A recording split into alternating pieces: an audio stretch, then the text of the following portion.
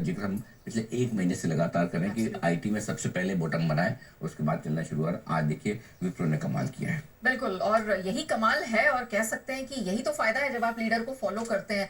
समय के साथ आपको बिल्कुल सटीक राय मिलती है, आपको कमाई के बेहतरीन मौके मिलते हैं। और देखिए, जब कोई इसको भांप नहीं पाया था तो सबसे पहले, हफ्तों पहले हमने आईटी के ट्रेंड को भांप लिया था, आपको बिकवाली से सतर्क भी किया था और खरीदारी की भी रिकमेंडेशन दी थी। हमारे आईटी शेयर थोड़े गिरे थे जेफरीज वगैरह की रिपोर्ट के बाद, तो कुछ हद तक कल एडीआर जो गिरे हैं वो हमारे बाजार को रिएक्शन दे रहे थे। अब गिर भी जाए तो निचले लेवल पे आपको शॉर्ट नहीं करना है। गैप से अगर आईटी शेयर खुलते हैं आपको शॉर्ट नहीं करना है। हाई रिस्क इन्वेस्टर धीमे धीमे पैसा लगाए। कहाँ लगाएं? जिन आईटी स्टॉक में 5-6% के आसपास की डिविडेंड लाने लगी है, जैसे कि विप्रो में आ गई, वहां लगा लीजिए। तो आपके लिए क्या एक डिविडेंड का क्वेश्चन, ठीक है। तीसरा, सीधा शेयर खरीदने के बजाय आईटी इंडेक्स, आईटी सेक्टर को ट्रैक करने वाले म्यूचुअल फंड खरीदिए। हमारी राय है 1 से 2 साल के लिए निवेश करें। हर 5% की गिरावट में 3 चरणों, 5% मतलब ऐसा नहीं कि 5% लगाते जाएं 3 बार में लगा लें। मैक्सिमम पैसा बस उतना काफी है।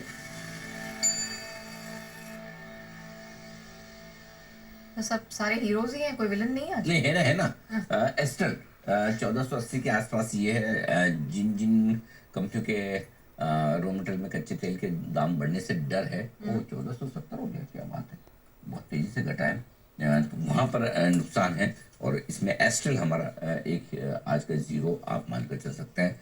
ये आपके लिए एस्ट्रल लेकर चलिएगा। ये आज का जीरो एक ही ढूंढा है, काफी है मेरे ख्याल से, है ना? ठीक है, ओके, आइए बढ़ते हैं आगे। एक बिगुल की फरमाइश मेहुल जी की तरफ से। सुबकुल मेहुल।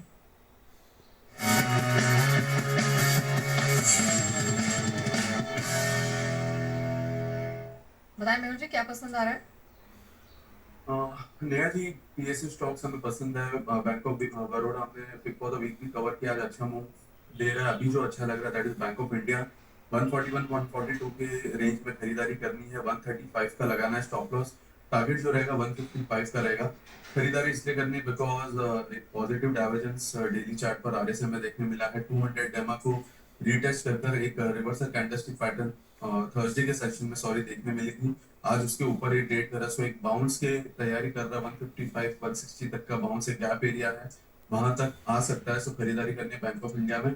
साथ ही साथ विप्रो भी हमने थर्सडे को कवर किया था और आज एक अच्छा मूवमेंट विप्रो में देखने मिला। ओके, तो ये है आपके लिए पूरा का पूरा एक्शन बनता हुआ बैंक ऑफ इंडिया में खरीदारी करने की राय। 142 के आसपास 135 के स्टॉप लॉस से करें खरीदारी, और ऊपर में टारगेट 155 कर लेकर चलेंगे तो बेहतर होगा।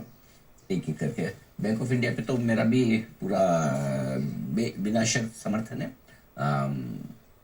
हमारी रिकमेंडेशन का हिस्सा रहा है। रिकमेंडेशन का हिस्सा रहा है।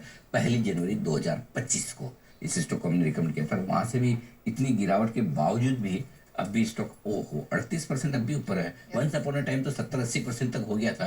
अब बाजार के मूड माहौल के साथ देखिए घटते बढ़ते समय भाईचारा इतना है ना सारे शेयरों में।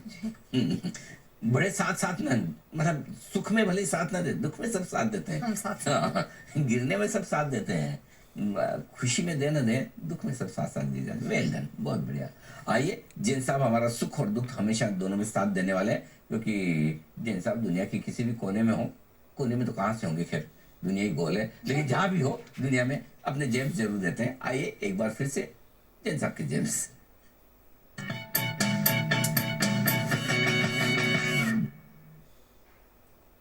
जी जैन साहब बताइए आज का। Very good morning Anil ji. आज एक बहुत वैसे चर्चित स्टॉक है और मैं पहली बार जेम्स में लाया हूँ।